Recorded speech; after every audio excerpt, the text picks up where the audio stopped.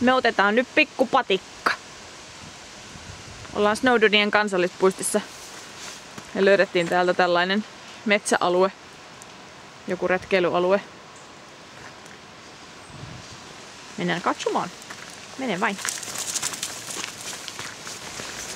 Me käytiin Huuman kanssa kovaääninen keskustelu siitä, että miten saa kulkea täällä. Että saako mennä edelle hillumaan miten haluaa ja pitääkö tulla luokse kun käsketään. Ja Huuma on todennut, että on parempi olla varmuuden vuoksi täällä selkeästi takaviistossa. Kun ei kerran kelvannut se edelle juokseminen.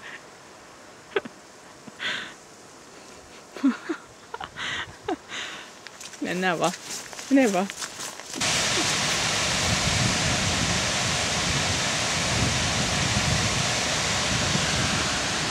Ollaan palattu tilanteeseen, jossa Huuma joutuu koko ajan komentamaan.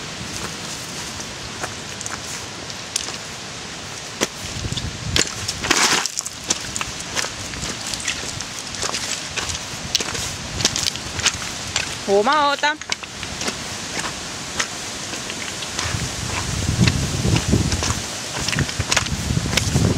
Me lähdettiin autolta seuraamaan keltaisia reittimerkkejä.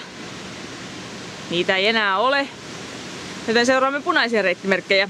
Ja toivomme, että nämä vievät samaan paikkaan kuin keltaiset reittimerkit. Mikä se sellainen päivä olisi, jos ei kerran eksyisi? Hahaha.